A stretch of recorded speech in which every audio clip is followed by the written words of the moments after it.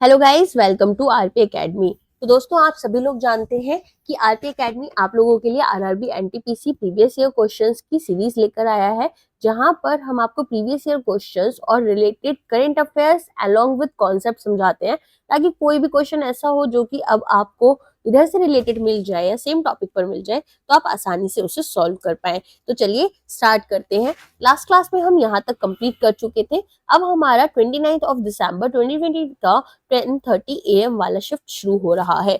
तो आपसे पहला क्वेश्चन यहाँ पर सेल के बारे में पूछा गया है कि किसको यहाँ पर चेयरमैन सिलेक्ट किया गया था steel authority of India limited का। तो देखो, ये क्वेश्चन यहाँ पर क्यों आया था पहले वो समझना। ये क्वेश्चन आया था ताकि यहाँ पर सोमा मंडल जो थी उस टाइम पर, ठीक है, उस टाइम पर सोमा मंडल बेसिकली फीमेल अपॉइंट हुई थी फर्स्ट टाइम, ठीक है।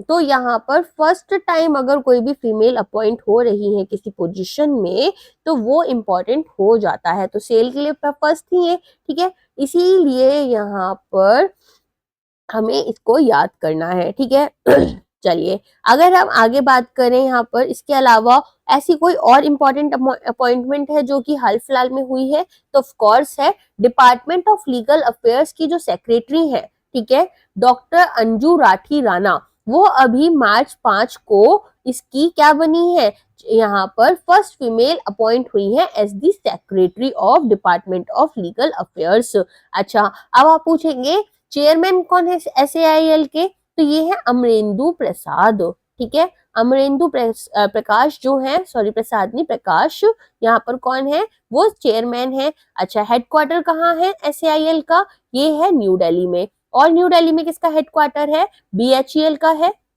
इसके अलावा NTPC का है, ठीक है, ओके। इसके अलावा और अगर हम बात करें HAL के बारे में, आप लोगों ने सुना होगा, तो HAL का हेडक्वार्टर कहाँ पर है, हिंदुस्तान एरोनॉटिक्स लिमिटेड, इसका है बैंगलोर में, कर्नाटका में, ठीक है। तो यहाँ पर इस तरीके से आपको चीजें याद कर लेनी है। तो हमने यहाँ पर बहुत सारी अलग अलग चीजों को क्या करना है, एक साथ याद करते हुए चलना है। अच्छा, इसके अलावा अगर हम बात करें BDL की, ठीक है, तो BDL जो है भारत डायनेमिक्स लिमिटेड, उसका हेडक्वार्टर कहाँ पर है, इसका हेडक्वार्टर है हैदराबाद में, ठीक है। और इसके चेयरमैन कौन है, इसके चेयरमैन का नाम थोड़ा सा अजीब है, कॉमोडोर A माधव राव, ठीक है। ये यहाँ पर माधव राव जो है, A माधव राव, ये यहाँ पर इसके कौन बन गए हैं, इसके चेयरमैन बन चुके हैं, ठीक है। इसके अलावा बात करें अगर भारत इलेक्ट्रॉनिक्स लिमिटेड की, तो इसका हेडक्वार्टर भी अगेन बैंगलोर में है। और Bharat headquarters, Bharat electronics limited के जो हमारे चेयरमैन है वो कौन है, तो वो है आपके मनोज जैन, ठीक है। तो बैंगलोर में और किसका हेडक्वार्टर है, BEL का हेडक्वार्टर है, और इसके जो हमारे चेयरमैन है वो है मनोज जैन, ठीक है। चलो आगे अगर हम बात करें, अभी मैं आपको बता रही थी कि फीमेल फर्स्ट अपॉइंटमेंट जो है वो हमारे लिए इंपॉर्टेंट हो जाती है। तो सबसे पहले अगर हम बात करें यहाँ पर इंडिया की कुछ विमेन की जो कि यहाँ पर फर्स्ट टाइम अपॉइंट हुई थी, तो रजिया सुल्तान जो थी, फर्स्ट फीमेल सुल्तान थी दिल्ली सल्तनत की, याद रखना इसको।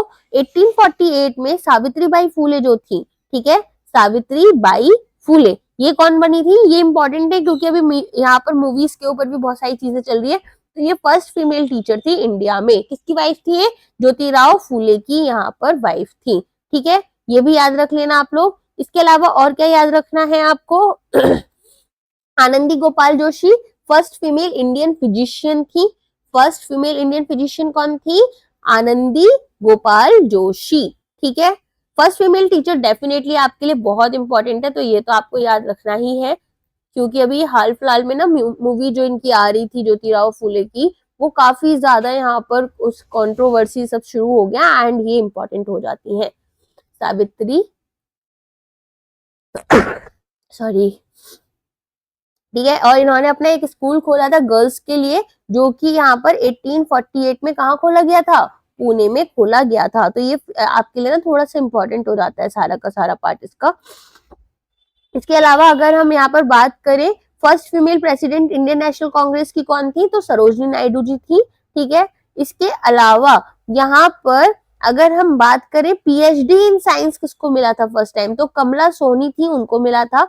और इंडियन नेशनल आर्मी, ये भी बहुत इंपॉर्टेंट है, एज अभी आप देख रहे हैं कि हमारे पास में यहाँ पर व्योमिका सिंह से रिलेटेड और जो कुरैशी जी हैं उनसे रिलेटेड काफी ज्यादा न्यूज चल रही है, तो आपको पता होना चाहिए कि इंडियन नेशनल आर्मी में फर्स्ट फीमेल कैप्टन कौन थी, तो वो थी आपकी लक्ष्मी सहगल। ठीक है, किसने अपॉइंट किया था इनको? सुभाष चंद्र बोस जी ने इनको अपॉइंट किया था। ठीक है, ये भी याद कर लेना। इसके अलावा first female health minister India की कौन बनी थी? राजकुमारी अमृता कौर, राजकुमारी अमृता कौर। ठीक है, इसके अलावा first female music composer of Indian cinema कौन बनी थी? थंजावुर सनात कृष्णा कनक। ठीक है, और यहाँ पर इसके अलावा फर्स्ट फीमेल एयरलाइन पायलट कौन बनी थी? ये भी इंपॉर्टेंट हो जाता है। फर्स्ट फीमेल एयरलाइन पायलट ये बनी थी ललिता अय्या लासो मैया जुला। ठीक है, ये कौन बनी थी? ये बनी थी फर्स्ट फीमेल एयरलाइन पायलट। इसके अलावा इंडियन डिप्लोमेट कौन बनी थी फर्स्ट? तो फर्स्ट इंडियन डिप्लोमेट थी आपकी चोनीरा बेलियप्पा उथम्मा। ठीक है, सुचेता कृपलानी कौन बनी थी? फर्स्ट वीमेन सीएम बनी थी, उत्तर प्रदेश में बनी थी ये पहली बार। फर्स्ट वीमेन आईपीएस ऑफिसर आपको पता ही है, किरण बेदी बनी थी। फर्स्ट वुमेन प्राइम मिनिस्टर आपको पता है, इंदिरा गांधी बनी थी। इसके अलावा यहाँ पर अगर हम बात करें इंडियन म्यूजिशियन जिन्होंने पहली बार यूएन में परफॉर्म किया था, एमएस सुब्बलक्ष्मी बनी थी। ठीक है, इसके अलावा विमल सूद बनी थी first female Indian airline pilot. ठीक है, ये बनी है फर्स्ट फीमेल एयरलाइन पायलट। और इंडियन में कौन बनी थी? विमल सूद। दोनों याद कर लेना, ये सब चीजें अभी एग्जाम में आने के चांसेस हैं, जैसे जिस तरह की इंडिया में सिचुएशन अभी चल रही है। ठीक है, तो क्वेश्चन ऐसा नहीं है कि हमेशा डायरेक्ट आते हैं, कभी कभी इनडायरेक्ट भी आपको देखने के लिए मिल जाते हैं। कल्पना चावला का आपको पता ही है, फर्स्ट फीमेल एस्ट्रोनॉट थी जो कि फ्लाई की थी स्पेस शटल में। ठीक है, इसके अलावा यहाँ पर फ्लाइट लेफ्टिनेंट शिवांगी सिंह जो थी वह फर्स्ट फीमेल फाइटर पायलट थी इंडियन एयर फोर्स में, शिवांगी सिंह। ठीक है, तो इतना याद कर लेना। और शिवांगी सिंह जो थी ना वो फर्स्ट सॉरी जो है इन्होंने first women Rafale fighter jet pilot भी यही बनी है। ठीक है, first women Rafale fighter jet pilot. चलो, तो इतना याद कर लेना, आगे थोड़ी सी इंपॉर्टेंट अपॉइंटमेंट्स थी। अब आगे हम बात करते हैं यहाँ पर इंपॉर्टेंट पेंटिंग्स रिलेटेड, कि भाई इंपॉर्टेंट पेंटिंग्स हमारे लिए कौन कौन सी हैं। ठीक है, ये भी आपको एग्जाम में पूछ सकते हैं। तो देखते हैं, सबसे पहले तो यहाँ पर आपके पास में पहला क्वेश्चन क्या है, क्वेश्चन पढ़ लेते हैं कि इन मेमोरियम एक पेंटिंग है जो कि डेडिकेट की गई है ब्रिटिश लेडीज को in India during mutiny of 1857। ठीक है, तो 1857 में होने वाली जो म्यूटिनी थी उसमें कौन कौन सी ब्रिटिश लेडीज इंडिया जो थी ब्रिटिश लेडीज जो इंडिया में थी उनसे रिलेटेड क्वेश्चन है कि ये पेंटिंग जो है किसने बनाई है, तो ये बनाई है जोसेफ नोएल पैटन ने। ठीक है, अब अगर मैं बात करूं हमारे पास में जो क्वेश्चंस पेंटिंग से रिलेटेड एग्जाम में पूछे जा सकते हैं, ठीक है, वो यहाँ पर कौन कौन से हैं वो देख लेते हैं एक बारी। सबसे पहले अगर हम यहाँ पर बात करें अबिंद्रनाथ टैगोर की, तो उन्होंने भारत माता पेंटिंग बनाई थी, बहुत इंपॉर्टेंट थी, हमारे फ्रीडम फाइट में भी उन्होंने बहुत ज्यादा मतलब यहाँ पर कह सकते हैं इंस्पिरेशन दी थी। तो भारत माता बाय अबिंद्रनाथ टैगोर। अबिंद्रनाथ टैगोर कौन थे? ये यहाँ पर रविंद्रनाथ टैगोर जी के नेफ्यू थे, भतीजे। ठीक है, इसके अलावा शकुंतला किसने बनाई थी? शकुंतला ये बनाई है यहाँ पर राजा रवि वर्मा ने। ऑयल पेंटिंग्स बनाते थे ये, बहुत इंपॉर्टेंट है ये भी अगेन। ठीक है, तो 3 लेडीज इन्होंने बनाई थी यहाँ पर। इसके अलावा 3 पुजारिन्स बाय जैमिनी रॉय। 3 पुजारिन्स ये यहाँ पर क्या है? ये बेसिकली हमारे जैमिनी रॉय ने बनाई थी पेंटिंग। मदर इंडिया किसने बनाई थी? भारत माता तो बनाई है अबिंद्रनाथ टैगोर ने। ठीक है, भारत माता। और मदर इंडिया किसने बनाई है? मदर इंडिया बनाई है अमृता शेरगिल। ठीक है, इसके अलावा कृष्णा यहाँ पर किसने बनाई है? निकोलस रॉय रिच ने। Nicholas Roerich, Nicholas Roerich ने कौन सी पेंटिंग बनाई है यहाँ पर आपके लिए? कृष्णा। ठीक है, तो ये कुछ इंपॉर्टेंट पेंटिंग्स हैं जो आपको यहाँ पर याद होनी चाहिए। नेक्स्ट क्वेश्चन पर आते हैं पूछ रहे हैं कौन सी कंट्री है जिसका मोस्ट सक्सेसफुल कोऑपरेटिव फार्मिंग यहाँ पर देखा गया है। तो डेनमार्क जो है, ठीक है, डेनमार्क यहाँ पर ऐसी कंट्री है। अब डेनमार्क की करेंसी आपको पता होनी चाहिए, क्या करेंसी है डेनमार्क की, और यहाँ पर डेनमार्क जो है उसकी कैपिटल क्या है। तो करेंसी क्या है, दानिश क्रोन, और कैपिटल क्या है, कोपेनहेगन। ठीक है, इसके अलावा हमारे पास, अच्छा, ये क्रोन जो है इससे आपको याद रखना है कि अगर नॉर्वे की करेंसी आ जाती है, स्कैंडिनेवियन नेशन कौन कौन से थे, डेनमार्क, इसके अलावा आपका स्वीडन और नॉर्वे। ठीक, अब क्रोन आपकी स्वीडन की भी और नॉर्वे की भी करेंसी होती है, नॉर्वेजियन करेंसी क्रोन, नॉर्वे की, स्कैंडिनेवियन सॉरी स्वीडन के, हाँ स्वीडन के लिए आपके पास में स्वीडिश क्रोन हो जाएगी। ठीक है, तो इस तरीके से आपको याद रखनी है। अच्छा, अब कुछ और इम्पोर्टेंट इन्फॉर्मेशन है। डेनमार्क जो है, कल मैंने आपको लास्ट क्लास में बताया था कि सीसीपीआई इंडेक्स में डेनमार्क का 4th पोजीशन था, जो कि फोर्थ हाई मतलब फर्स्ट हाईएस्ट पोजीशन की तरह था, क्योंकि 3 जो है वैकेंट पोजीशन थी। अब यहाँ पर 2024 में top position for quality of life and rule of law की एक रिपोर्ट आई थी, तो यहाँ पर इन्होंने डेनमार्क को फर्स्ट पोजीशन पर रखा था। इसके अलावा अगर हम बात करें वर्ल्ड रिपोर्ट जो थी, ठीक है, world justice project rule of law of index, इन्होंने भी डेनमार्क को टॉप पर रखा था। And transparency international 2024 corruption perception index में भी डेनमार्क जो था वो लीस्ट करप्ट कंट्री में आया था।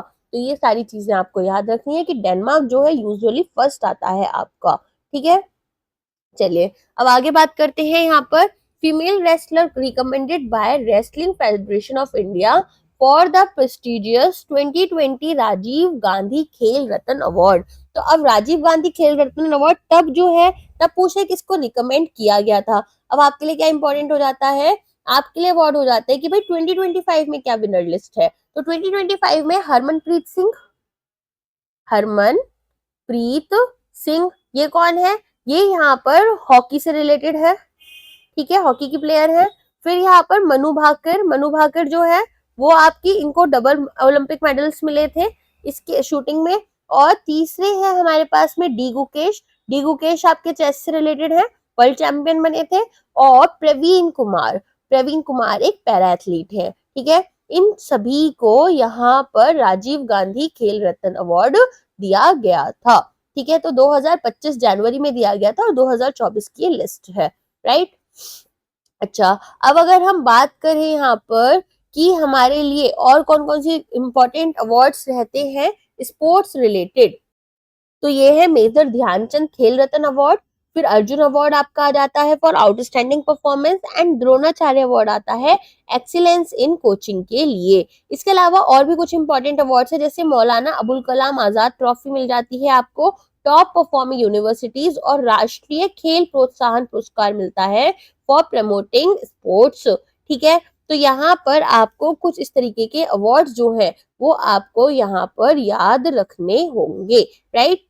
तो मेजर ध्यानचंद खेल रत्न अवार्ड 2025 में किस किस को मिला है वो देख लेते हैं। अंकिता रैना को मिला है टेनिस के लिए, नीरज चोपड़ा को मिला था जेवलिन थ्रो के लिए, मीराबाई चानू को मिला है वेट लिफ्टिंग के लिए, और आर प्रगनंदा को मिला है यहाँ पर चेस के लिए। अगर आपको स्पोर्ट्स में थोड़ा भी इंटरेस्ट है तो आप देखते होंगे जी, डी गुकेश जो है और यहाँ पर आर प्रगनंदा जो है वो दोनों बहुत ही अच्छे फ्रेंड्स हैं। एंड आर प्रगनंदा की बहन जो है वो भी यहाँ पर बहुत अच्छा परफॉर्म कर रही है। ठीक है, तो ये सारी चीजें आपको याद हो जानी चाहिए। अब इसके अलावा गाइज अगर हम बात करें यहाँ पर अंकिता रैना की, तो हम जैसे मैंने आपको बताया ये किसमें है, ये इनको अवार्ड मिला था टेनिस के लिए। तो ये फर्स्ट इंडियन वीमेन बन चुकी है to win a grand slam double title at Australian Open. ठीक है, और अगर बात करें नीरज चोपड़ा को क्यों मिला था, क्योंकि इन्होंने वर्ल्ड एथलेटिक्स चैंपियनशिप जो है उसमें गोल्ड मेडल जीता था। ठीक है, इसके अलावा यहाँ पर मीराबाई चानू वेट लिफ्टिंग में आपको पता ही है अलग अलग यहाँ पर गोल्ड मेडल्स और अदर मेडल्स जीत चुकी हैं, और इन्होंने गोल्ड मेडल जो है वो जीता था अभी एशियन गेम्स में। एंड अगर हम बात करें आर प्रगनंदा की, तो ये यंगेस्ट एवर प्लेयर बन चुके हैं जो कि यहाँ पर कैंडिडेट टूर्नामेंट में पहुंचे और सिल्वर इनको मिला था चेस ओलंपियाड में। ठीक है, तो काफी इंपॉर्टेंट ये लिस्ट आप लोगों के लिए हो जाती है। चलिए नेक्स्ट क्वेश्चन पर आते हैं। यहाँ पर पूछ रहे हैं कि उस बुक का नाम क्या है जो कि यहाँ पर अर्नेस्ट मकाय ने आर्कियोलॉजिकल एक्सकवेशंस के बारे में लिखी है। तो यहाँ पर आपको इंपॉर्टेंट बुक्स और उनके ऑथर्स से रिलेटेड ये क्वेश्चन है। सबसे पहले तो आप मुझे यहाँ पर इसका आंसर दो और इसके अलावा बताओ कि इंटरनेशनल बुकर प्राइज जो है वो अभी 2025 में किसको मिला था। तो इंडिया से ये मिला है हमारी, किसको मिला है आप लोग नाम बता सकते हैं। मैंने आपको लास्ट क्लास में भी बताया था, बानू मुस्ताक जो है उनको मिला था हार्ट लैम्प के लिए। ठीक है, और ये बुक जो है ट्रांसलेट किसने की है ये भी क्वेश्चन याद रख लेना। तो दीपा बख्शी जो है उन्होंने इसको ट्रांसलेट किया था। ठीक है, तो यहाँ पर दोनों का ही, अगर आपने शायद कोई वीडियो या फिर कोई शॉर्ट्स देखा होगा तो दोनों ही यहाँ पर इस अवार्ड को लेने के लिए पहुंची थी। अगर हम बात करें यहाँ पर हमारी जो क्वेश्चन में बुक आई है अर्नेस्ट मकाय अबाउट आर्कियोलॉजिकल एक्सकवेशन, तो ये किसने लिखी है, फर्दर एक्सकवेशन एट मोहनजोदारो। ठीक है, इसके अलावा अगर गाइस इंपॉर्टेंट बुक्स और इसके ऑथर्स की हम बात करें तो यहाँ पर सबसे पहले हम किसके बारे में बात करेंगे, सबसे पहले प्राइड एंड प्रेजुडिस जो लिखी है जेन ऑस्टिन ने। द ग्रेट गैट्सबी ये लिखी है एफ स्कॉट फिट्जगेराल्ड ने। फिर the God of Small things ये लिखी है अरुंधति रॉय ने। ठीक है, अरुंधति रॉय ने कौन सी लिखी है, God of Small Things. Adventures of Huckleberry Finn ये लिखी है मार्क ट्वेन ने। Alice Adventures in Wonderland again बहुत इंपॉर्टेंट है, लुइस कैरल ने लिखी है। Diary of a Young Girl ये किसने लिखी है, एनी फ्रैंक ने लिखी है। जेके रोलिंग की बात करें तो उन्होंने हैरी पॉटर सीरीज पूरी लिखी थी। लॉर्ड ऑफ रिंग्स यहाँ पर जे.आर.आर. टॉकिन ने लिखी है और कैचर इन द राई लिखी है जे.डी. सालिंगर ने। ठीक है, तो ये यहाँ पर कुछ इंपॉर्टेंट बुक्स हैं जिनके आपको 2-3 बार नाम यहाँ पर रीड करने पड़ेंगे या रटने पड़ेंगे ताकि आपको ये याद हो जाए। अच्छा, रविंद्रनाथ टैगोर की अगर हम बात करें तो उन्होंने Gitanjali, the Home and the World लिखी है। आर के नारायण ने मालगुडी डेज और द गाइड लिखी है। अरुंधति रॉय का मैं आपको ऑलरेडी बता चुकी हूँ, God of Small things. Vikram Seth ने लिखी है ए सूटेबल बॉय जिस पर अभी एक मूवी भी बनी थी। और चेतन भगत की है 5 पॉइंट समवन। ठीक है, अच्छा इसके अलावा जुम्पा लहरी ने लिखी है the namesake interpreter of maladies. Ruskin Bond ने the blue umbrella and Amitabh Ghosh जो हैं उन्होंने यहाँ पर शैडो लाइंस बुक लिखी है। तो ये कुछ इंपॉर्टेंट बुक्स हैं जो यहाँ पर आपको पता होनी चाहिए। ठीक है, चलिए इसके अलावा कुछ और भी हमारे पास में इंपॉर्टेंट यहाँ पर फेमस ऑथर्स हैं। ठीक है, तो जिनका आप यहाँ पर नाम याद कर सकते हैं। हम लोग अभी आगे बढ़ते हैं। तो पूछ रहे हैं कि कॉन्स्टिट्यूशन डे हम कब सेलिब्रेट करते हैं।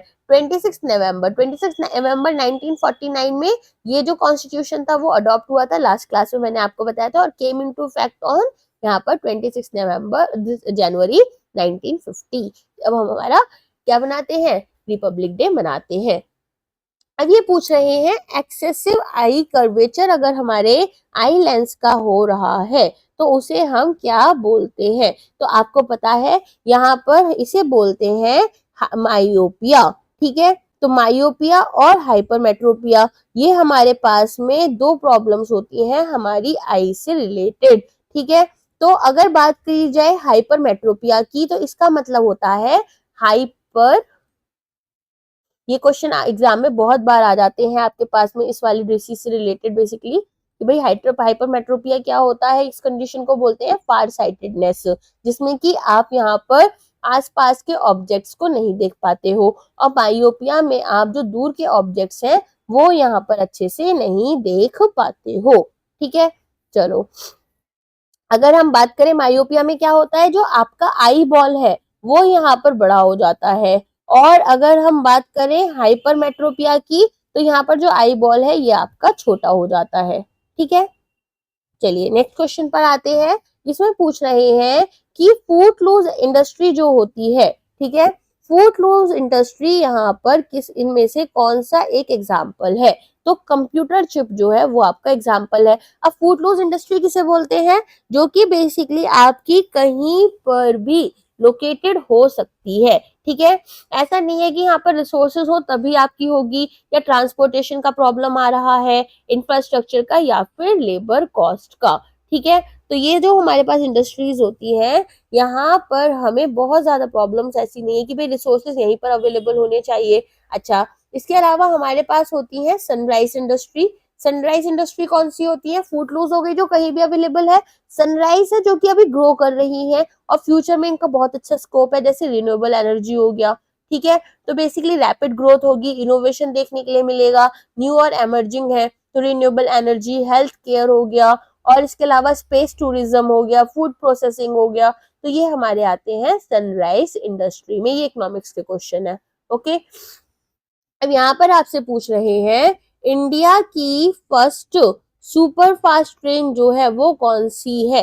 तो ये है आपकी यहाँ पर डेक्कन क्वीन। अभी हम कंप्यूटर्स के बारे में पढ़ रहे थे, तो यहाँ पर आप बता सकते हो इंडिया का फर्स्ट सुपर कंप्यूटर कौन सा है? ये है आपका परम 8000। ठीक है, जो किसने बनाया था? यहाँ पर डेवलपर और असेंबल कहाँ पर हुआ था? सीडैक में हुआ था, पुणे इंडिया में। ठीक है, ये भी काफी इंपॉर्टेंट आप लोगों के लिए हो जाता है। नेक्स्ट क्वेश्चन है, कौन सी ऐसी अफ्रीकन कंट्री है जिसने अपनी फर्स्ट मलेरिया वैक्सीन, ताकि यहाँ पर जिन बच्चों को बेसिकली मलेरिया हुआ है उनको इम्यूनाइज कर पाए, या हो सकता है ऑन वर्ल्ड मलेरिया डे। तो ये है आपकी मालावी। ठीक है, तो मालावी जो है बेसिकली इसकी कैपिटल है लिनलोंगवे। लिनलोंगवे, ठीक है, और इसकी बेसिकली ऑफिशियल लैंग्वेज जो है वो है इंग्लिश। ठीक है, चलिए इसके अलावा अगर हम बात करें, ये कहाँ पर मिल जाएगी आपको? साउथ ईस्ट रीजन में आपको देखने के लिए मिलती है, लैंडलॉक्ड कंट्री है, जाम्बिया, तंजानिया और मोजाम्बिक के साथ में ये यहाँ पर एक अपने बॉर्डर्स बना रही है। इसके अलावा अगर हम बात करें लेक मालावी के बारे में, आपने सुना होगा, तो लेक मालावी यहीं पर प्रेजेंट है। ठीक है, थर्ड लार्जेस्ट लेक है अफ्रीका में। ठीक है, इसके अलावा अगर हम बात करें कुछ और कैपिटल एंड सिटीज देख लेते हैं हमारे पास में अलग अलग कंट्रीज की, तो यहाँ पर नाइजीरिया जो है, नाइजीरिया की कैपिटल क्या है? नाइजीरिया की कैपिटल है यहाँ पर अबूजा। ठीक है, साउथ अफ्रीका की अगर हम बात करें तो केप टाउन, इसकी लेजिस्लेटिव है प्रेटोरिया और ब्लोइम फाउंटेन। ठीक है, लिखकर बताऊं क्या? चलो लिख देती हूँ, बहुत गंदा कोल्ड हो गया है मेरे को। चलो, Nigeria Abuja, south Africa Pretoria, Cape Town, अलग अलग तरह की 3 कैपिटल्स हैं, एक एडमिनिस्ट्रेटिव, एक यहाँ पर लेजिस्लेटिव, फिर एक और है ब्लोइम फॉन्टीन। ठीक है, इजिप्ट की अगर हम बात करें, इजिप्ट की कैपिटल कौन सी है? कायरो है, याद कर लेना, इजिप्ट एक इंपॉर्टेंट कंट्री हो जाता है। केनिया भी इंपॉर्टेंट कंट्री है, नाइरोबी। ठीक है, इसके अलावा इथोपिया की याद कर लेना, इथोपिया की तो आपको पता है यूपीएससी में भी क्वेश्चन आ जाता है इथोपिया से रिलेटेड, तो यहाँ पर एडिस अबाबा, अब्बा से याद कर लो, अबाबा। ठीक है, फिर आती है आपकी घाना, घाना आपकी है एक्रा में, कैपिटल इसकी। फिर आती है आपकी कॉन्गो, कॉन्गो भी इंपॉर्टेंट है, कॉन्गो भी आती रहती है। कॉन्ग्रेचुलेशंस, आपका एग्जाम क्लियर हो चुका है ना? ऐसा वर्ड सुनना होगा आपको। तो तो सुनोगे तो हंसी आ जाएगी, ऐसे याद कर लो उसका नाम, किनशासा। अल्जीरिया की है एल्जेरिस। ठीक है, याद कर लोगे? चलो, अब अगर हम बात करें इसके अलावा, सूडान और साउथ सूडान आपको पता ही आपस में लड़ते रहते हैं, तो यहाँ पर वर्ल्ड की यंगेस्ट कंट्री बोली जाती है साउथ सूडान को। और सोमालिया जो है, सोमालिया यहाँ पर किसके लिए फेमस है? सोमालिया में आपको मिलता है समुद्री डाकू। ठीक है, तो यहाँ पर हॉर्न ऑफ अफ्रीका में इसको माना जाता है। लाइबेरिया जो है, अच्छा हॉर्न ऑफ अफ्रीका जो है ये इंपॉर्टेंट है, ये आपको पता है हॉर्न ऑफ अफ्रीका में कौन कौन सी कंट्रीज आती हैं, एंड हॉर्न ऑफ अफ्रीका बोलते किसको है? तो बेसिकली ना ये एक यहाँ पर जियोपॉलिटिकली और स्ट्रेटेजिकली काफी इंपॉर्टेंट रीजन है ईस्ट अफ्रीका का। ठीक है, तो यहाँ आप क्या देखेंगे, यहाँ पर आपको कुछ कंट्रीज मिलती हैं, इथोपिया, एरिट्रिया, जिबूटी और सोमालिया। इथोपिया की कैपिटल क्या है? एडिस अबाबा। एरिट्रिया की क्या है? अस्मारा।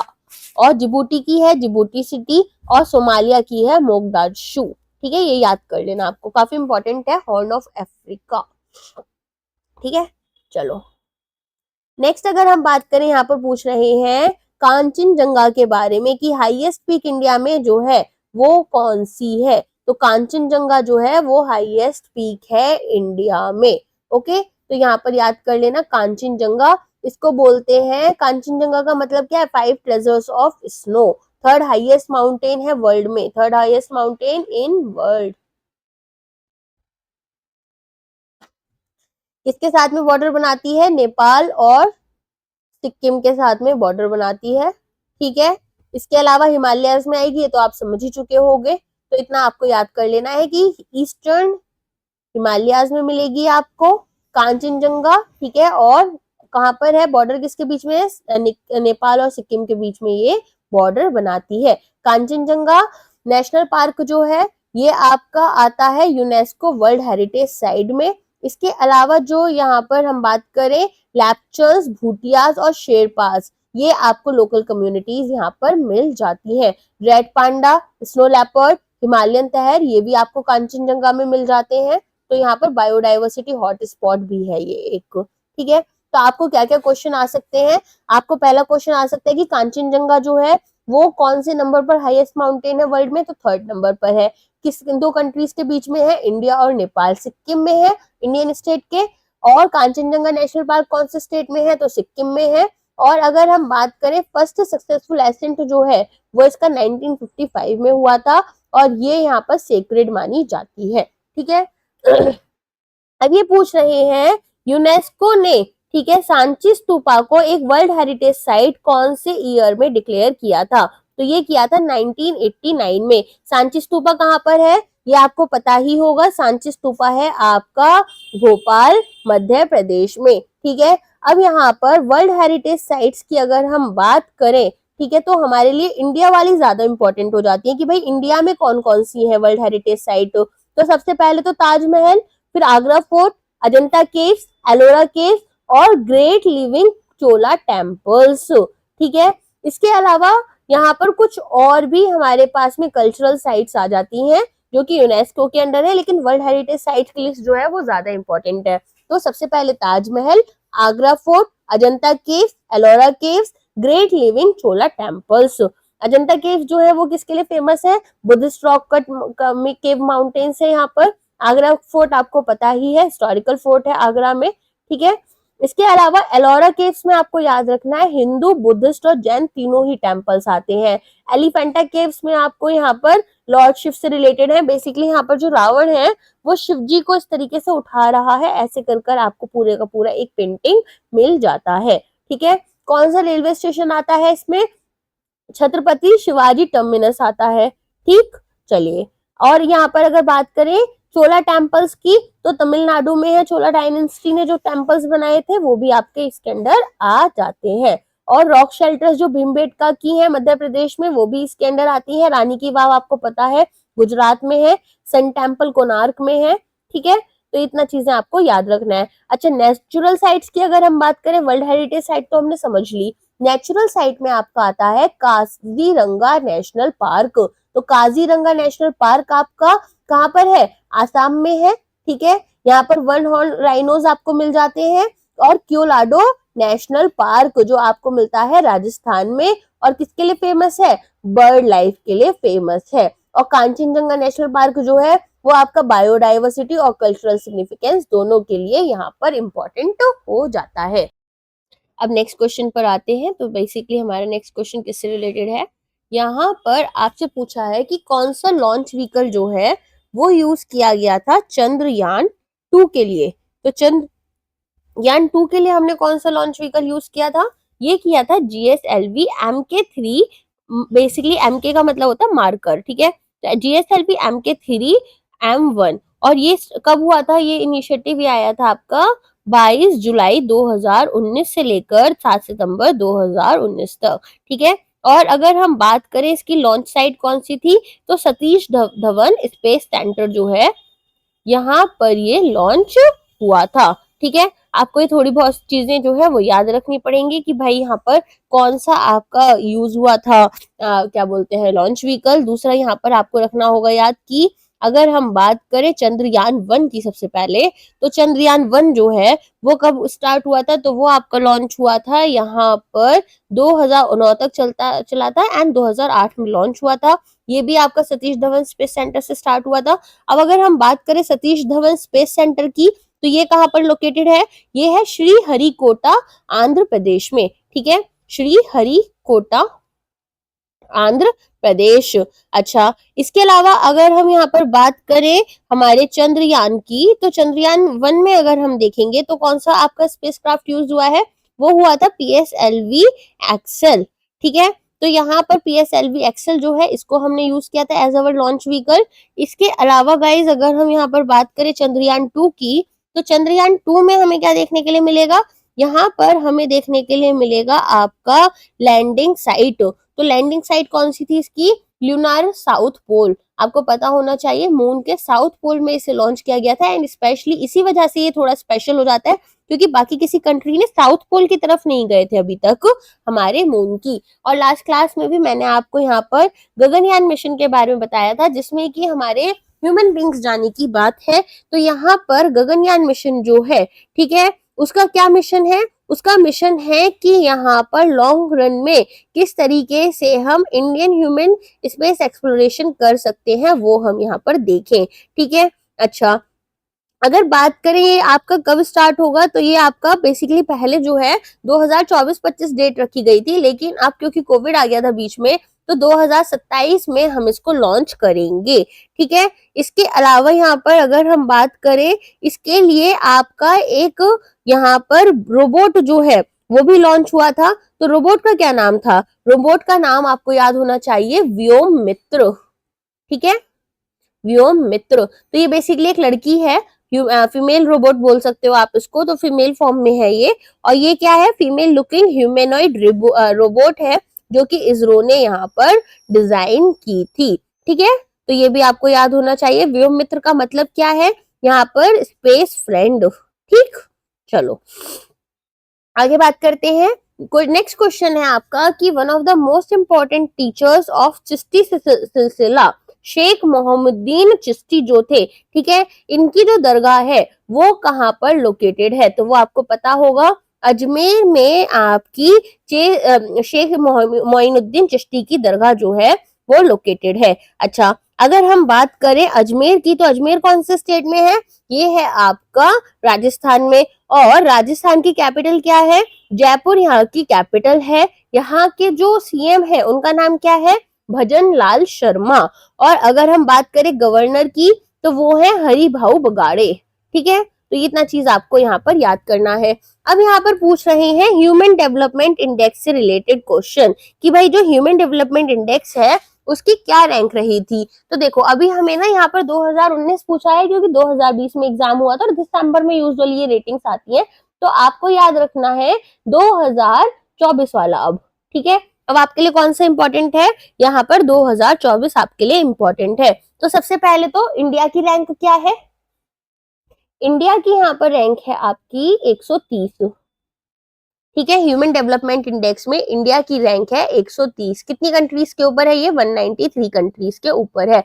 यहाँ पर इस बार इसका नाम क्या रखा है, breaking the gridlock, breaking the gridlock. ठीक है, अच्छा, अगर हम बात करें यहाँ पर हमारा जो इंडिया का HDI वैल्यू है वो कितना हो चुका है, तो पहले अगर हम बात करें HDI वैल्यू जो है वो आपका 0.676 हो चुका है। जो पहले आपका कितना था, पहले ये आपका 0.685 हो चुका है और पहले ये आपका 0.676 था। ठीक है, इसके अलावा अगर हम बात करें यहाँ पर इंडिया की रैंक हमने देख ही ली है, थीम भी हमें पता चल चुकी है। एंड यहाँ पर अगर हम बात करें बाकी जो कंट्रीज थी, ठीक है, लीडिंग कंट्री यहाँ पर कौन रही है, आपको 3 कंट्रीज के नाम पता होने चाहिए कि भाई टॉप कंट्रीज जो है वो आपकी कौन सी है। तो सबसे पहले यहाँ पर अगर हम बात करें आपका स्विट्जरलैंड और नॉर्वे जो है यहाँ पर इन्होंने टॉप स्पॉट शेयर करा है। ठीक है, तो आप सबसे पहले आपका आता है आइसलैंड, फिर आता है नॉर्वे और स्विट्जरलैंड। जिनका स्कोर यहाँ पर सेम है, ठीक है।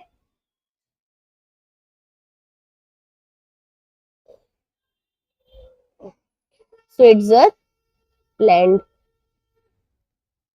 इसके अलावा फिर कौन सी कंट्री आती है आपकी, अगेन डेनमार्क आ जाती है, ठीक है। तो ये आपके पास में यहाँ पर कंट्रीज हैं जो कि आपको याद रखनी होंगी। हांगकांग जो है ये भी आपका यहाँ पर आती है, Hong Kong, Denmark, Sweden, Germany, Ireland, Singapore, Australia और नीदरलैंड्स, ये सब आपकी टॉप 10 कंट्रीज में आती हैं। इसके अलावा हमारे पास कुछ और भी इंपॉर्टेंट इंडेक्स है, जैसे कि हमारे पास आता है ग्लोबल इनइक्वालिटी इंडेक्स। तो यहाँ पर ग्लोबल इनइक्वालिटी इंडेक्स की अगर हम बात करें तो ये आपका क्या मेजर करता है, गिनी कॉफिशिएंट मेजर कर रहा होता है। अच्छा गाइस, गिनी कॉफिशिएंट जो है ये भी अक्सर क्वेश्चन पूछ लिया जाता है कि भाई गिनी कॉफिशिएंट जो है वो क्या होता है, तो आपको वो भी पता होना चाहिए कि भाई गिनी कॉफिशिएंट हमारे लिए क्या है। तो सबसे पहले हम गिनी कॉफिशिएंट की बात करते हैं। ये एक ऐसा मेजर है जिसमें हम ये देखते हैं कि इनकम इनइक्वालिटी कितनी है किसी भी कंट्री में इसकी पॉपुलेशन के बीच में, ठीक है। तो यहाँ पर हमारे पास एक लॉरेंस कर्व होता है और लॉरेंस कर्व के थ्रू हम यहाँ पर गिनी कॉफिशिएंट देखते हैं कि हमारा कितना है।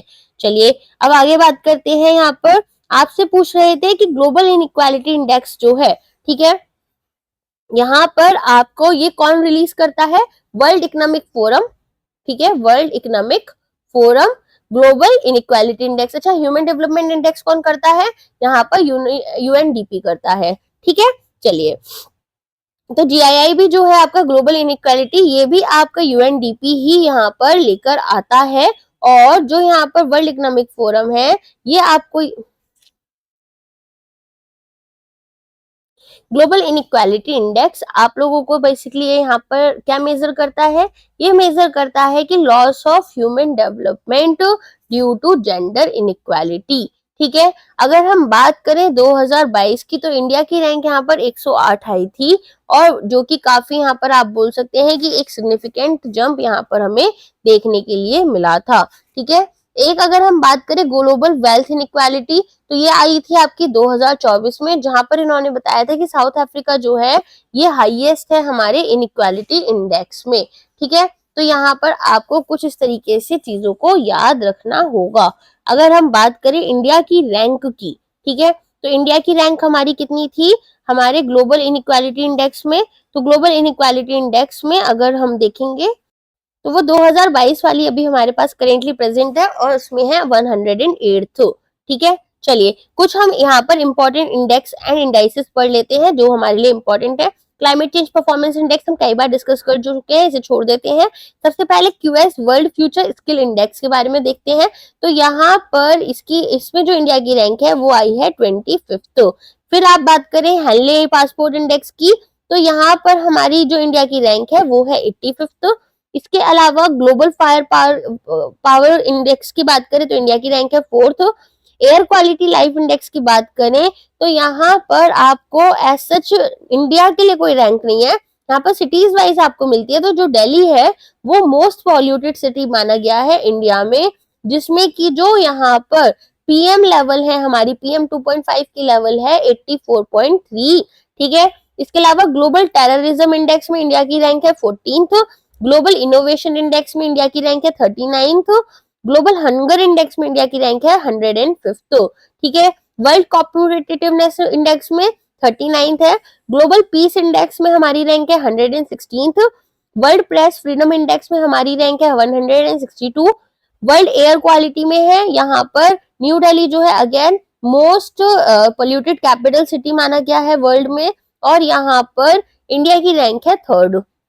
इंटरनेशनल इंटेलेक्चुअल प्रॉपर्टी इंडेक्स में इंडिया की रैंक है 42nd। Global soft power index में इंडिया की रैंक है 29th। ह्यूमन डेवलपमेंट में मैं आपको ऑलरेडी बता ही चुकी हूँ, ठीक है। तो इस तरीके से यहाँ पर हमारे पास में इंपॉर्टेंट इंडाइसेस हो जाते हैं। ऑल्सो वर्ल्ड हैप्पीनेस में हमारी 126th रैंक है, ठीक है, ये भी आपको याद कर लेनी है। नेक्स्ट क्वेश्चन पर आते हैं। नेक्स्ट क्वेश्चन हमसे किसके बारे में पूछा है, HTTP के बारे में हमसे यहाँ पर पूछा है। जब आप कोई भी वेबसाइट एंटर करते हो तो आपके सामने आता है HTTP, ठीक है। तो HTTP हमारे लिए होता है हाइपर टेक्स्ट ट्रांसफर प्रोटोकॉल। और अगर बात करें HTTPS की, अगर S भी साथ में लगा है तो उसका क्या मतलब होता है, उसका मतलब होता है सिक्योर। ठीक है, तो यहाँ पर हमारे पास में दो होते हैं, एक होता है आपका HTTP और एक होता है आपका HTTPS, hyper text transfer protocol secure. तो बेसिकली एक ऐसा वर्जन है जहां पर जो डेटा है उसको ये लोग यहाँ पर एनक्रिप्ट कर लेते हैं। नेक्स्ट क्वेश्चन किससे रिलेटेड है आपका, ये है कि इंस्पिरेशन क्या थी बिहाइंड सांसद आदर्श ग्राम योजना। तो यहाँ पर ये महात्मा गांधी जी के आदर्श ग्राम के दृष्टिकोण से बनाया गया था। तो यहाँ पर जो हमारे महात्मा गांधी थे उन्होंने बोला था कि हमारे पास में ऐसे विलेजेस होने चाहिए जिसमें कि हमारे पास में एजुकेशन, हेल्थ, एम्प्लॉयमेंट, ये सारी चीजों पर बहुत अच्छे से ध्यान दिया जाए। तो इसी के लिए हमारे पास क्या आया था, इसी के लिए हमारे पास में यहाँ पर आया था सांसद आदर्श ग्राम योजना। ठीक है, तो यहाँ पर एक आइडियल विलेज क्रिएट करने की बात की गई है और यहाँ पर कोशिश की गई है कि हमें ऐसी ग्राम पंचायत बनानी है जो कि बाकी जगह, जो बाकी और कंट्री में ग्राम पंचायत है वो इनसे यहाँ पर एक तरीके से क्या ले सकती हैं, इंस्पिरेशन ले सकती हैं। ठीक है, चलिए अगर हम बात करें आदर्श ग्राम योजना की तो ये किसके अंडर आता है, ये आपका आता है पीएम अजय के अंडर। ठीक है, पीएम अजय किसके अंडर आता है, ministry of social justice and empowerment. तो यहाँ पर अगर हम बात करें पीएम अजय की, तो पीएम अजय में आपको क्या देखने के लिए मिलता है, पीएम अजय में आपको देखने के लिए मिलेगा कि ये गवर्नमेंट स्कीम है जिसमें कि हमें यहाँ पर क्या बोला गया है, यहाँ पर बोला गया है कि आपको अनुसूचित जाति जो भी है हमारे पास में, शेड्यूल्ड कास्ट जो भी है, ठीक है, इनका सोशो इकोनॉमिक स्टेटस को इम्प्रूव करना है। चलिए आगे अगर हम बात करें ये स्कीम लॉन्च कब हुई थी, तो ये लॉन्च हुई थी 2021-22 में।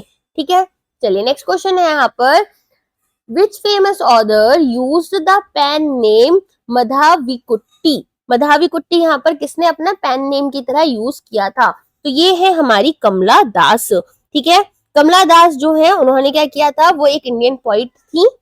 क्या नाम था, कौन थी ये, इंडियन पोइट। पेन नेम क्या होता है, बेसिकली जैसे मैं अभी यहाँ पर अपना नाम बताकर आपको इसी तरीके से कोई भी नाम रख सकती हूँ। तो यहाँ पर ये किस वजह से जानी जाती थी, ये बेसिकली यहाँ पर एक ऐसी स्पेस अपने लिए क्रिएट कर चुकी थी जिसमें कि इनका आप बोल सकते हैं बहुत ज्यादा फेमस हो चुकी थी ये यहाँ पर अपनी पोएम्स के लिए। और इन्होंने यहाँ पर फीमेल सेक्सुअल डिजायर्स के बारे में बात की थी और यहाँ पर एक्सपीरियंस जो है एक इंडियन वुमेन का उसके लिए बात की थी। ठीक है, चलिए अगर हम बात करें ऑल्सो 1984 में ये नोबेल प्राइज के लिए क्या हुई थी, नॉमिनेट हुई थी, मिला नहीं था लेकिन यहाँ पर ये नॉमिनेट हुई थी लिटरेचर में नोबेल प्राइज के लिए। किसके लिए, यहाँ पर इनकी स्टोरी बेसिकली बुक थी माय स्टोरी। ठीक है, चलिए अब यहाँ पर क्वेश्चन आपसे पूछा जा रहा है रूरल रीजन आपका जर्मनी का। तो आपसे पूछ रहे हैं कि रूरल रीजन जो है जर्मनी का वो आपका किस लिए फेमस है, वो आपको पता है, वो बेसिकली कोल डिपॉजिट्स और स्टील प्रोडक्शन के लिए फेमस है, कोल डिपॉजिट्स एंड स्टील प्रोडक्शन। ठीक है, चलिए अब यहाँ पर क्वेश्चन है आपसे वाइस रॉय के बारे में। तो इंपॉर्टेंट वाइस रॉयस के नाम आपको पता होने चाहिए और यहाँ पर उनके टर्म्स के बारे में आपको पता होना चाहिए। ठीक है, तो सबसे पहले है यहाँ पर which of the following viceroy of India took the initiative to create elected local government bodies. तो ये थे लॉर्ड रिपन। लॉर्ड रिपन थोड़े इंडियन फोकस्ड थे या फिर बोल सकते हैं इंडियन सेंट्रिक अप्रोच रहती थी इनकी। ठीक है, तो ये यहाँ पर इंपॉर्टेंट है। अच्छा सबसे पहले हम बात करते हैं लॉर्ड कैनिंग की। ठीक है, लॉर्ड कैनिंग जो थे वो आपके यहाँ पर बने थे 1858 से 1862 में एंड इन्होंने इंट्रोड्यूस किया था इंडियन पीनल लॉ। ठीक है, इंडियन पीनल कोड जो है ना आईपीसी, अभी इसको बीजेपी बना दिया है, तो यहाँ पर ये इन्होंने ही इंट्रोड्यूस किया था। और यहाँ पर इसके अलावा इन्होंने क्या किया था, यहाँ पर इन्होंने Indian high courts act of 1861 जो था उसके अंदर क्या अबॉलिश कर दिया था, एग्जिस्टिंग सुप्रीम कोर्ट और एस्टैब्लिश किए थे हाई कोर्ट्स को। इसके अलावा यहाँ पर डॉक्ट्रिन ऑफ लैप्स को भी इन्होंने ही विड्रॉ किया था। लॉर्ड एल्गिन थे जो कि यहाँ पर वहाबी मूवमेंट के लिए आए थे, जिसमें कि इन्होंने बात की थी कि किस तरीके से जो मुस्लिम ट्राइब है वहाबीज की, उन्हें यहाँ पर क्या किया जा रहा था, यहाँ पर उनको सप्रेस किया जा रहा था। लॉर्ड लॉरेंस थे। लॉर्ड लॉरेंस क्या लेकर आए थे, इन्होंने इंडियन फॉरेस्ट डिपार्टमेंट को बनाया था। लॉर्ड मायो अगेन बहुत इंपॉर्टेंट है, ये फर्स्ट एवर सेंसस जो हुआ था इंडियन हिस्ट्री में, इन्होंने कंडक्ट करवाया था। ठीक है, तो बेसिकली ये ऑल्सो एक अकेले ऐसे वाइस रॉय थे जिनको इंडिया में मार दिया गया था जब ये एक वाइस रॉय की पोस्ट पर थे। लॉर्ड नॉर्थबुक को यहाँ पर बिहार फेमाइन से रिलेटेड किया जाता है और कूका मूवमेंट हुआ था पंजाब में। इसके अलावा लॉर्ड लिटन के बारे में आप लोग जानते ही होंगे, इन्होंने दिल्ली दरबार लगाया था ताकि यहाँ पर क्वीन विक्टोरिया जो है उनको केसरे हिंद का टाइटल दे पाए। तो यहाँ पर इंग्लिश ईस्ट इंडिया की जो कंपनी जो थी उसकी मोनार्की हटकर यहाँ पर मोनार्की जो थी वो ही डायरेक्टली किंग माने गए थे इंडिया के। ठीक है, इसके अलावा इन्होंने एक फेमाइन कमीशन एक्ट बनवाया था, कमीशन बनवाया था, क्योंकि बहुत ज्यादा फेमाइंस देखने के लिए मिल रहे थे हमें इंडिया में। इसके अलावा यहाँ पर ये जो भी हमारे पास सिविल सर्विसेज के एग्जाम्स होते हैं, ठीक है, इसमें इन्होंने बोला था कि जो 1/6 पोस्ट है अब वो इंडियंस ऑक्यूपाई कर सकते हैं। लॉर्ड रिपन को father of local self government बोला जाता है, जैसा भी हमने क्वेश्चन में देखा था। और यहाँ पर अगर हम बात करें वर्नाक्यूलर पैस एक्ट जो आया था, ठीक है, उसको इन्होंने रिपील कर दिया था, बंद करवा दिया था। फर्स्ट फैक्ट्री एक्ट जो जिसमें कि हमने चाइल्ड लेबर को बंद करवाने की बात की थी, वो ये लेकर आए थे 1881 में। फेमाइन कोड लेकर आए थे। लोकल सेल्फ गवर्नमेंट की इन्होंने 1882 में बात की थी। इसके अलावा यहाँ पर इन्होंने प्रोविंशियल ग्रुप्स बनाने की बात की। हंटर कमीशन बिठाया इन्होंने एजुकेशन के लिए। ठीक है, इसके अलावा सिविल सर्विसेज में जो एज रिक्वायरमेंट थी वो इन्होंने वापस से 21 साल कर दी थी। इल्बर्ट की जो बिल कंट्रोवर्सी थी वो भी इन्हीं के टाइम पर आई थी, जहां ये बोला गया था कि इंडियन जजेस जो हैं वो यहाँ पर यूरोपियंस के भी केसेस को सुन सकते हैं। ठीक है, तो लॉर्ड रिपन तो आपके लिए काफी इंपॉर्टेंट हो जाते हैं। फिर आती है बात लॉर्ड डफरिन की। तो लॉर्ड डफरिन जो है इन्होंने यहाँ पर इंडियन नेशनल कांग्रेस जो है उसका एस्टैब्लिशमेंट देखा था 1885 में। लॉर्ड डफरिन यहाँ पर एनेक्सेशन ऑफ बर्मा जो हुआ था उससे रिलेटेड है। लॉर्ड लैंडसोन की अगर हम बात करें तो इंडियन काउंसिल एक्ट आपका 1892 का जो था, जिसमें कि यहाँ पर बात की गई थी कि जो इंडियन रिप्रेजेंटेटिव्स हैं उनका नंबर हमें बढ़ाना है। और सेकंड फैक्ट्री एक्ट 1891 का ये लेकर आए थे। और दुरंत कमीशन बहुत इंपॉर्टेंट है, जिसमें की बात की गई थी कि एक बॉर्डर लाइन बनानी है इंडिया और अफगानिस्तान के बीच में, वो भी यही लेकर आए थे। ठीक है, लॉर्ड कर्जन अगेन बहुत इंपॉर्टेंट है। तो लॉर्ड कर्जन जो थे ये आर्कियोलॉजिकल सर्वे ऑफ इंडिया इन्होंने यहाँ पर अपने उसमें बनवाया था।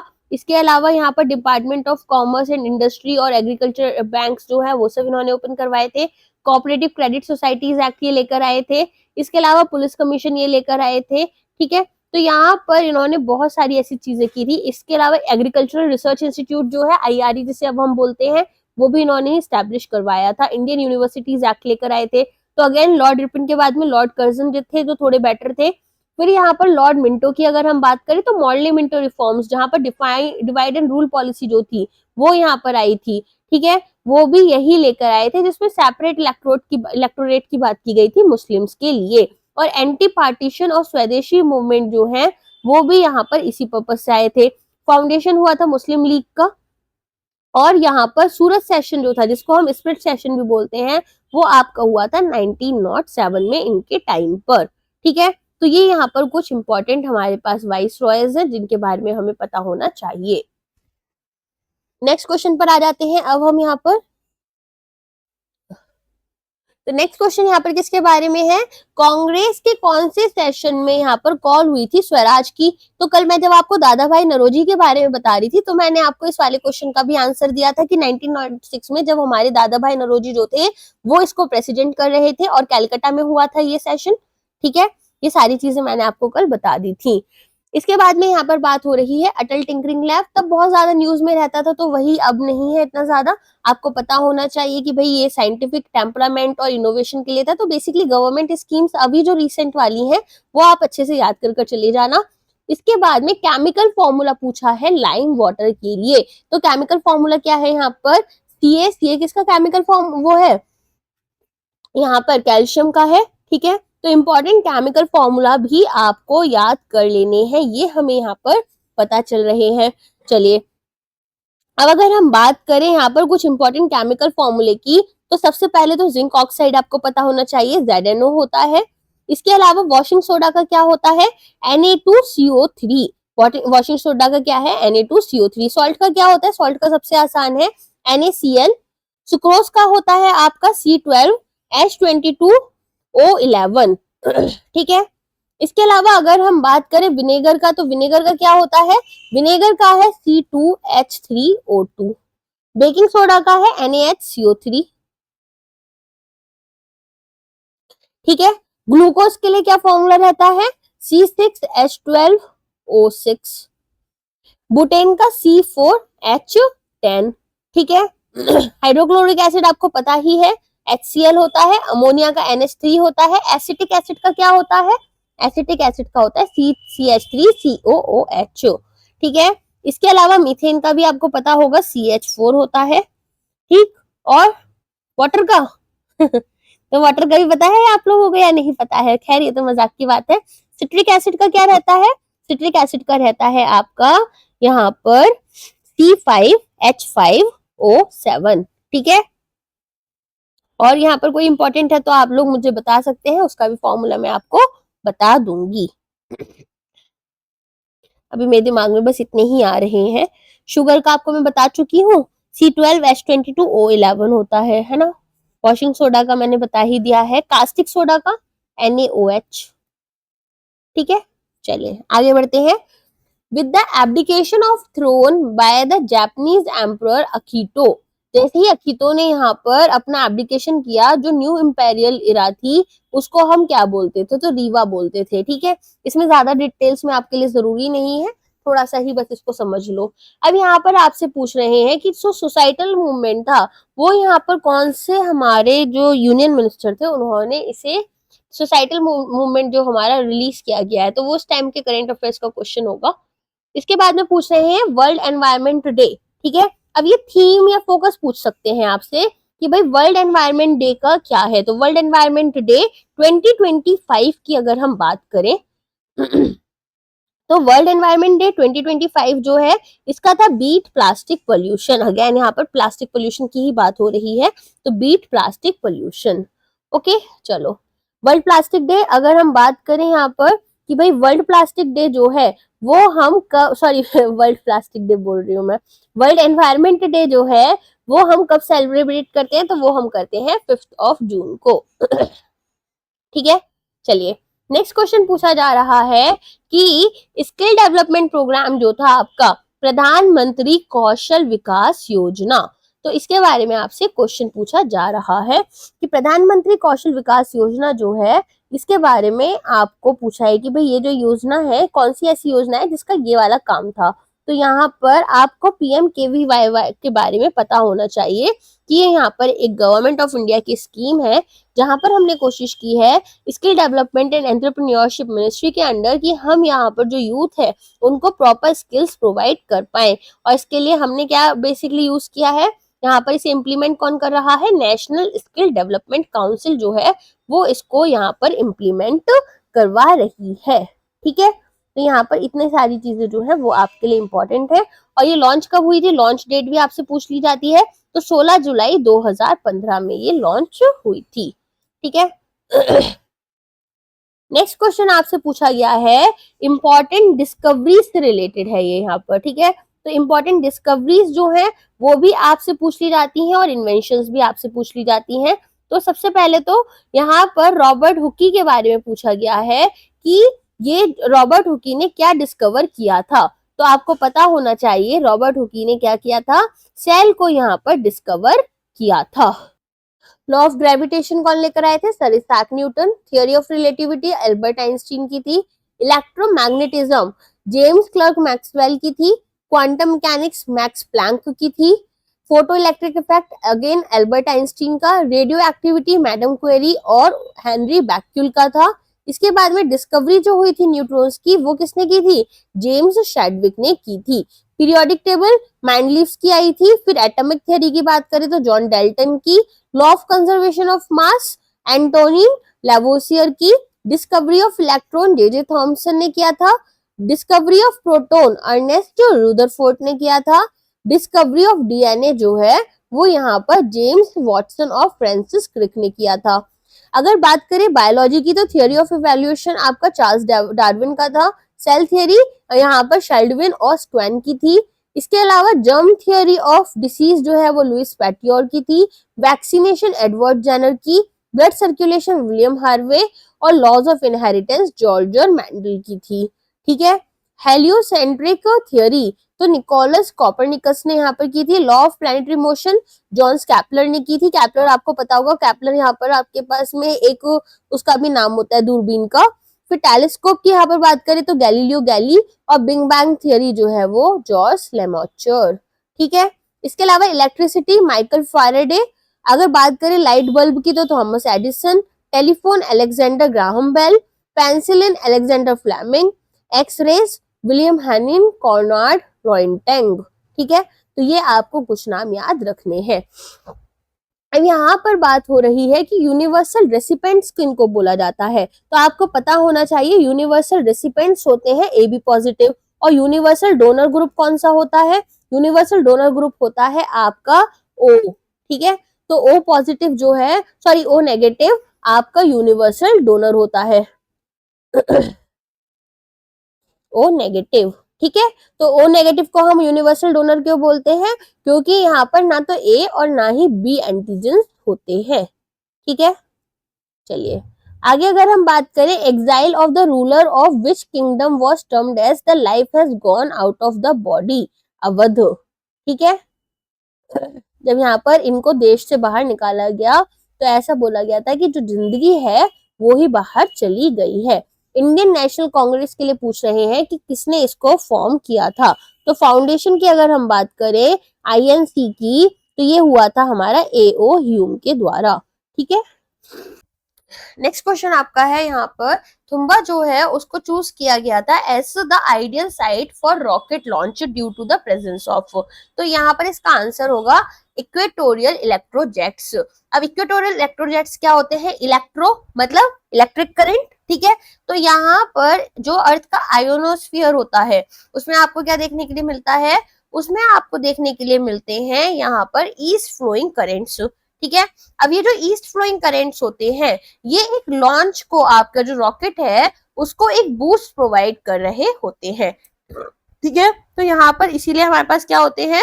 इक्वेटोरियल इलेक्ट्रोजेट्स की प्रेजेंस की वजह से हम थुम्बा जो है उसको यूज करते हैं। किसकी तरह? यहाँ पर उसको हम यूज कर रहे हैं as the ideal site for rocket launch. अगर अब हम बात करें इंडिया में कौन कौन सी इंपॉर्टेंट रॉकेट लॉन्च साइट्स है, तो आपको पता है यहाँ पर विक्रम साराभाई स्पेस सेंटर है त्रिवेंद्रपुरम में, जिसको हम थुम्बा भी बोलते हैं, विक्रम साराभाई स्पेस सेंटर। ठीक है। दूसरा हमारे पास कौन सा है? सतीश धवन स्पेस सेंटर है श्रीहरिकोटा में, जो कि आपका है आंध्र प्रदेश के अंदर। फिर आता है आपका डॉक्टर अब्दुल कलाम आइलैंड, ये थोड़ा नया है, ये है आपका ओडिशा में। ठीक है। तो इंडिया में यही 3 रॉकेट लॉन्चिंग साइट्स आपको दिख जाती हैं। अब नेक्स्ट क्वेश्चन आपका किससे है? ये है कि भाई governor of state of Telangana सितंबर 2019 में कौन बने थे? मतलब यहाँ पर लेटेस्ट आपको अगर एग्जाम दिसंबर में हुआ है तो सितंबर वाली अपॉइंटमेंट्स आपसे पूछी जा रही हैं। तो आप यहाँ पर क्या देखेंगे? अगर मैं स्टेट्स के नाम लेती जाऊं और यहाँ पर आपको बताती जाऊं तो आपके लिए थोड़ा आसान हो जाएगा। सबसे पहले सभी हमारे जो सीएम है और गवर्नर है हम उन्हें कवर करते हुए चलेंगे। तो आंध्र प्रदेश की अगर हम बात करें तो आंध्र प्रदेश के हैं एन चंद्रबाबू नायडू और गवर्नर है एस अब्दुल नजीर। इसके बाद में अरुणाचल प्रदेश के पेमा खांडू हैं और यहाँ पर लेफ्टिनेंट जनरल केवालिया त्रिविक्रम पटनायक जो है वो गवर्नर हैं। फिर बात करते हैं असम की, तो हेमंता विश्वास शर्मा। तो यहाँ पर ना आपको 2-3 शर्मा मिलेंगे, एक मध्य प्रदेश के जो सीएम है वो भी शर्मा है। तो ऐसे शर्मा दोनों में से कोई भी आ जाए ना तो आप मार्क कर लेना अगर याद ना रहे तो। ठीक है। तो लक्ष्मण प्रसाद आचार्य। बिहार की अगर हम बात करें तो नीतीश कुमार है, वो तो आपको पता ही होगा। आरिफ मोहम्मद खान जो है वो गवर्नर है। छत्तीसगढ़ की अगर हम बात करें तो विष्णु देव साई जो है वो यहाँ पर सीएम है और रमन देका जो है वो गवर्नर है। गोवा के प्रमोद सावंत हमारे सीएम हैं और पीएस श्रीधरन पिल्लई जो है वो गवर्नर है। गुजरात के भूपेंद्र पटेल, पटेल लोग बहुत फेमस होते हैं, ठीक है। अगर आप गुजरात की बात करें तो मेजरली आपको पटेल सरनेम के लोग मिल जाते हैं, तो भूपेंद्र पटेल। आचार्य देवव्रत जो है वो यहाँ पर कौन है, इसके गवर्नर है। इसके अलावा हरियाणा में नयाब सिंह सैनी जो है वो सीएम है, और बंडारू दत्तेरिया जो है वो आपके गवर्नर है। हिमाचल प्रदेश में सुखविंदर सिंह सुक्खू, तो यहाँ पर सुक्खू को सुख दे रहे हैं शिवजी, तो गवर्नर कौन है, शिव प्रताप शुक्ला। झारखंड में हेमंत सोरेन हमारे सीएम है, और संतोष कुमार गंगवार हमारे गवर्नर है। कर्नाटका में सिद्धरामैया, और यहाँ पर गवर्नर कौन है हमारे, थावर चंद गहलोत। थावर चंद गहलोत काफी फेमस पर्सनालिटी भी है। केरला की बात करें तो पिनराई विजयन जो है वो हमारे कौन है, सीएम है, काफी पुराने, काफी टाइम से ये सीएम है यहाँ पर उसके। और राजेंद्र विश्वनाथ जो है वो गवर्नर है। मध्य प्रदेश में मोहन यादव, ठीक है, मोहन यादव सीएम है, और मंगू भाई चंगू भाई पटेल जो है वो गुजरात है, गुजरात सॉरी गवर्नर है, ठीक है, वो यहाँ के गवर्नर है। मंगू भाई चंगू भाई, मंगू चंगू, ठीक है। महाराष्ट्र के देवेंद्रनाथ फडणवीस जो है वो यहाँ पर सीएम है, और सीपी राधाकृष्णन जी जो है वो हमारे गवर्नर रहेंगे। मणिपुर में एन बीरेन सिंह, मणिपुर बहुत न्यूज में चल रहा है, यहाँ पर जो कॉन्फ्लिक्ट्स आपको देखने के लिए मिल रही है among the two communities, Meitei and कौन सी कम्युनिटी है, सेकंड कम्युनिटी, आप मुझे कमेंट सेक्शन में बताओ। तो यहाँ पर आपसे नाम आ सकता है कि सो एंड सो ट्राइब जो है वो कौन से स्टेट की है, ठीक है। तो अब आपको पता होना चाहिए मैती कम्युनिटी का किसके साथ में कॉन्फ्लिक्ट चल रहा है मणिपुर में। तो एन बीरेन सिंह हमारे सीएम है, अजय कुमार भल्ला जो है वो गवर्नर है। मेघालय में कोनराड कोंगल संगमा, ठीक है, शर्मा नहीं है इस बार, संगमा है मेघालय में, तो CH विजय शंकर जो है वो यहाँ पर आपके गवर्नर है। मिजोरम में लालू धुओमा जो है वो आपके सीएम है, और वीके सिंह आपके गवर्नर है। नागालैंड में नीफ्यू रियो, ठीक है, और ये ला गणेशन जो है वो यहाँ पर इसके गवर्नर है। ओडिशा में मोहन चरण मांझी, मोहन चरण मांझी। हरि बाबू खंभापति जो है वो यहाँ पर इसके कौन बन गए हैं, गवर्नर बन गए हैं। पंजाब में भगवत मान है, और गुलाब चंद्र कटारिया जो है वो यहाँ पर इसके गवर्नर है पंजाब के। राजस्थान में भजन लाल शर्मा है, और यहाँ पर हरि भाऊ कृष्ण राव बगाड़े जो है वो इसके गवर्नर हैं। सिक्किम में प्रेम सिंह तमंग जो है वो हमारे कौन है, वो है हमारे सीएम, और ओम प्रकाश माथुर हमारे कौन बन गए, गवर्नर बन गए, ठीक है। तमिलनाडु में MK स्टालिन है, और RN रवि जो है वो गवर्नर है। तेलंगाना में रेवनाथ रेड्डी है, और जिष्णु देव वर्मा हमारे गवर्नर है।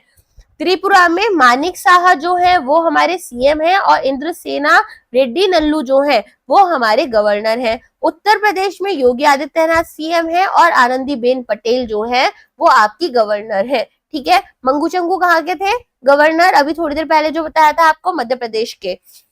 उत्तराखंड में श्री पुष्कर सिंह धामी वो है हमारे सीएम, और गुरमीत सिंह जो है वो हमारे हैं गवर्नर। वेस्ट बंगाल में ममता बनर्जी जो है वो हमारी सीएम है, और CV आनंदा बोस जो है वो हमारी कौन है, वो गवर्नर है, ठीक है। अच्छा, एक चीज और है, ओडिशा में मोहन चरण मांझी जो है वो 15वें सीएम बने हैं, और पहले सीएम बने हैं बीजेपी के, तो आपको ये भी याद रखना होगा, ठीक है। अच्छा, अगर हम बात करें सीएम और गवर्नर लिस्ट हमारी जम्मू एंड कश्मीर की, तो उमर अब्दुल्ला जो है वो चीफ मिनिस्टर है, और मनोज सिन्हा जो है वो गवर्नर है। और पुदुचेरी के गवर्नर सीएम जो है N रंगास्वामी है, और गवर्नर जो है वो K कैलाश नाथन है, ठीक है। तो ये लिस्ट आप याद कर लेना। अब क्वेश्चन आपसे पूछा जा रहा है, इनमें से कौन सा वेब ब्राउजर जो है वो, सॉरी, इनमें से कौन सा एक वेब ब्राउजर नहीं है। तो आपको अगर बात की जाए गूगल की, तो गूगल क्या है, गूगल है यहाँ पर आपके लिए सर्च इंजन।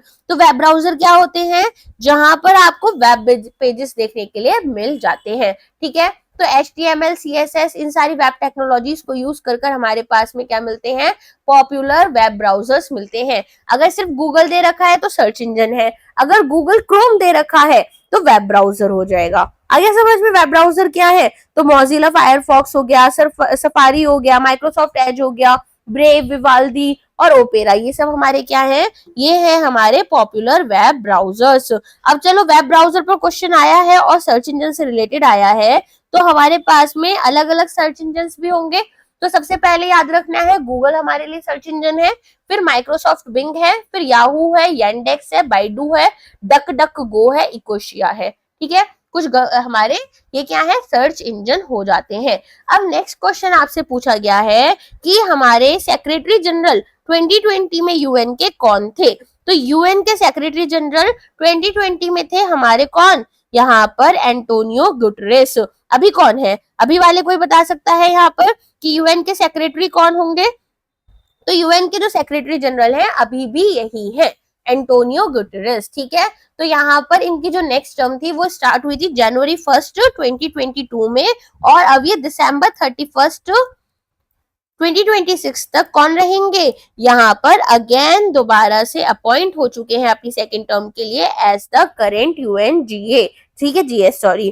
तो यहाँ पर आपको याद रखना है। अगर बात की जाए यहाँ पर हमारे यूएन की, ठीक है, तो यूनाइटेड नेशन जो है, अब यहाँ पर यूनाइटेड नेशन का हेडक्वार्टर कहाँ पर है, ये है आपका न्यूयॉर्क में। ठीक है, तो ये भी आपको याद रखना है कि यूएन का हेडक्वार्टर जो है वो आपको न्यूयॉर्क में मिल जाएगा, न्यूयॉर्क सिटी में। ठीक है, न्यूयॉर्क सिटी कहाँ पर है, अमेरिका में है। चलिए आगे अगर हम बात करें, नेक्स्ट क्वेश्चन हमारे पास क्या है, नेक्स्ट क्वेश्चन है इंडियन कॉन्स्टिट्यूशन जो है, ठीक है, इंडियन कॉन्स्टिट्यूशन में आपको पता है अलग अलग चीज हमारे पास में जो बेसिकली ड्यूटीज हैं, फंडामेंटल ड्यूटीज हो गए, फंडामेंटल राइट्स हो गए, वो अलग अलग जगह से हमने बोरो किए हुए हैं। तो कॉन्स्टिट्यूशन में हमने जो बोरोइंग्स की हैं उनसे रिलेटेड आपको क्वेश्चन आ जाता है कि हमने कौन सी कंट्री से क्या क्या बोरो किया है। ठीक है, तो यहाँ पर आपसे पूछा है concept of liberty, statue of liberty कहाँ पर है, फ्रांस में है।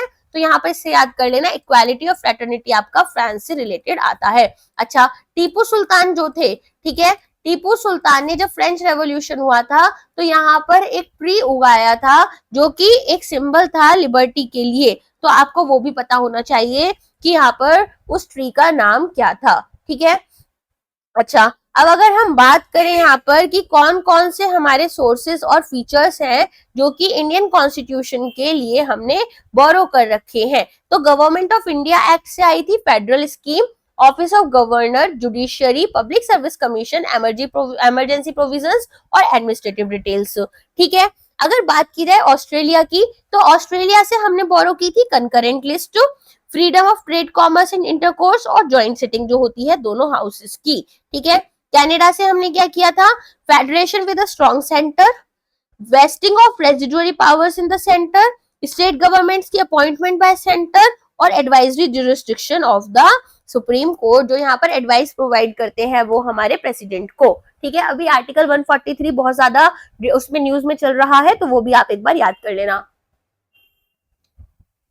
फिर आता है आयरलैंड, तो आयरलैंड से रिलेटेड क्या है, डीपीएसपीज आ जाती हैं, nomination of members to Rajya Sabha आ जाता है और इलेक्शन ऑफ प्रेसिडेंट आया जाता है। ठीक है, आयरलैंड किसके अंदर में चल रहा है, यूके के अंदर चल रहा है अभी। ठीक है, फिर यहाँ पर जापान जो है, इसमें प्रोसीजर एस्टैब्लिश्ड बाय लॉ आ जाता है। यूएसएसआर जो कि अभी रशिया बन चुका है, यहाँ से हमने फंडामेंटल ड्यूटीज उठाई हैं और आइडियल्स ऑफ जस्टिस उठाए हैं। ठीक है, चलिए यूके से हमने parliamentary government, rule of law, legislative procedure, single citizenship, cabinet system, prerogative writs जो हमारे पास होती हैं, अलग अलग रिट्स होती हैं ना हमारे पास, कौन से आर्टिकल के अंदर आती हैं, आर्टिकल 32 के अंडर।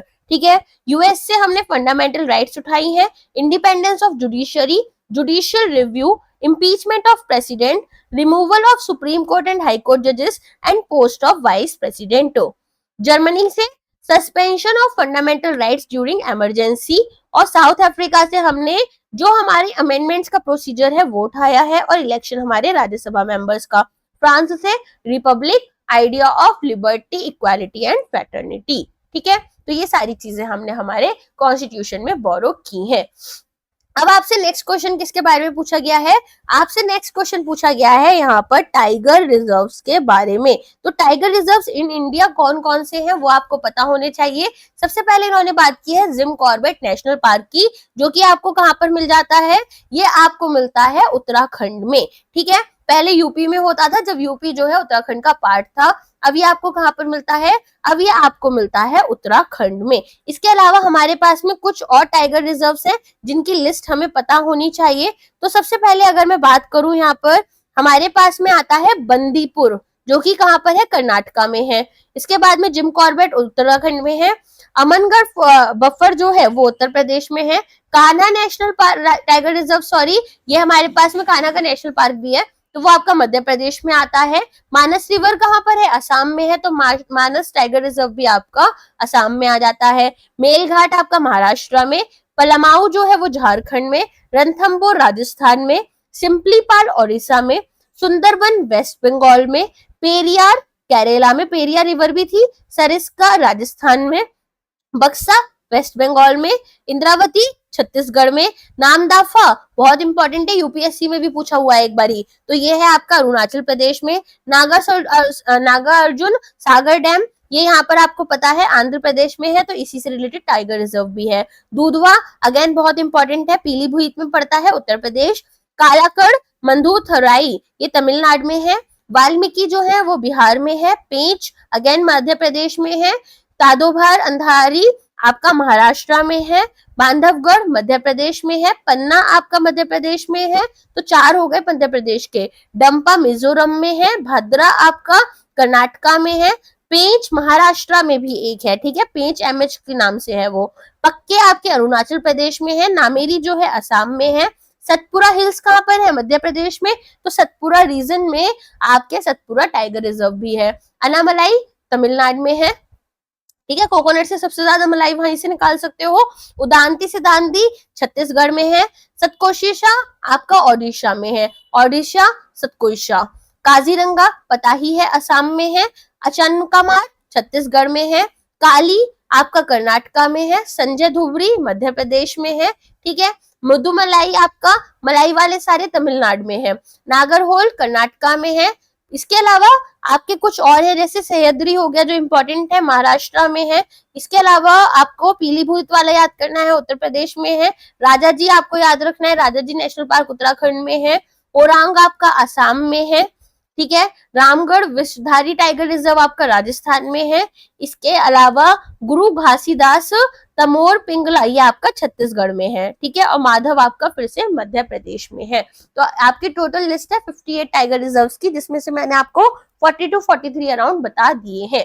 अब यहाँ पर पूछ रहे हैं बाइल जो है, ठीक है, उसे कौन सा आपका ऑर्गन सेक्रेट कर रहा है, तो आपको पता होना चाहिए बॉडी में लार्जेस्ट ग्लैंड कौन सा है, लिवर है, तो यहाँ पर बाइल जो है वो भी लिवर ही आपका सीक्रेट कर रहा होता है, ठीक है। तो लिवर सेल्स जो होते हैं जिनको हम हेपेटाओसाइट्स बोलते हैं, ठीक है, वो आपके बाइल को यहाँ पर प्रोड्यूस करते हैं और ये स्टोर हो जाता है और कंसंट्रेट हो जाता है हमारे गॉल ब्लैडर में, ठीक है।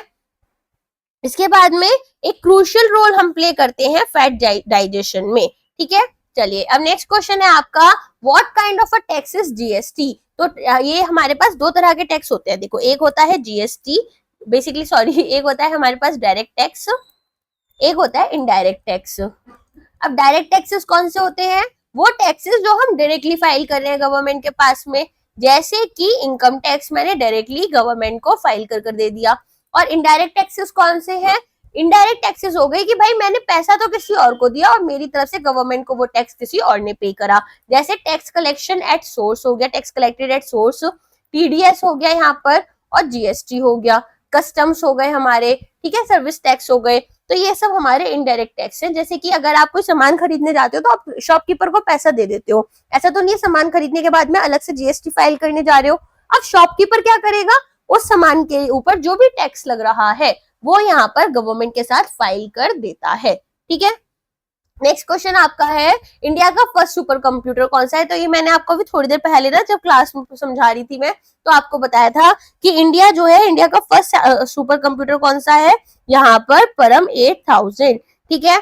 चलिए अगर हम बात करें, इंडिया में 2 सीरीज चलती हैं, एक चलती है परम सीरीज और एक चलती है एरावत।